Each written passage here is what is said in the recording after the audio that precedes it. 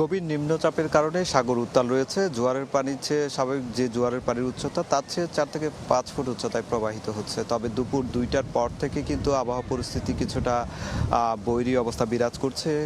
সকাল থেকে দুপুর পর্যন্ত আসলে তেমন বাতাস ছিল না, অনেকটাই ভ্যাপসা গরমের মতো ছিল, কিন্তু এখন কিন্তু আমরা লক্ষ্য করছি বাতাসের গতিবেগ বেড়েছে।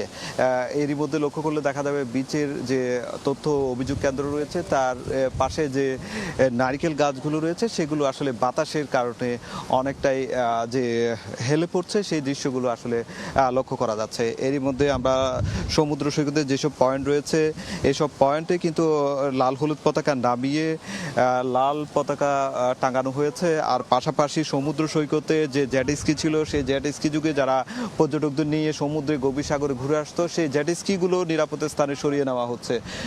এখন আসলে লক্ষ্য করলে দেখা যাবে সমুদ্র সৈকতে সকাল থেকে দুপুর পর্যন্ত যে পর্যটকের কিছুটা চাপ ছিল সেটি অনেকটাই এখন কমে গিয়েছে এবং লাইফ গার্ড কর্মী যারা রয়েছে তারা লোকজনকে সরিয়ে দেওয়ার যে কার্যক্রম সেটিও করছে।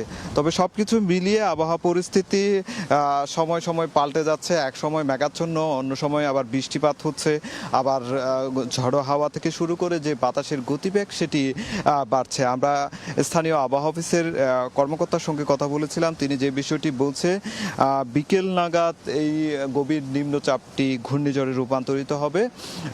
এরই মধ্যে যারা উপকূলে যেহেতু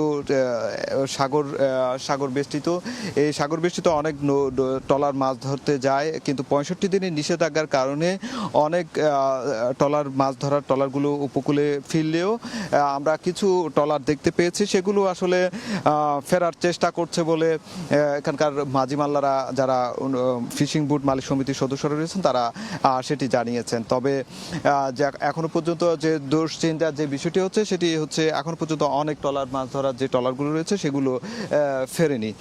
অন্যদিকেও প্রশাসন যেটি বলছে, যেহেতু একটি দুর্যোগ সামনে আসছে সেক্ষেত্রে তাদের যে প্রস্তুতি সেটি নিয়েছে।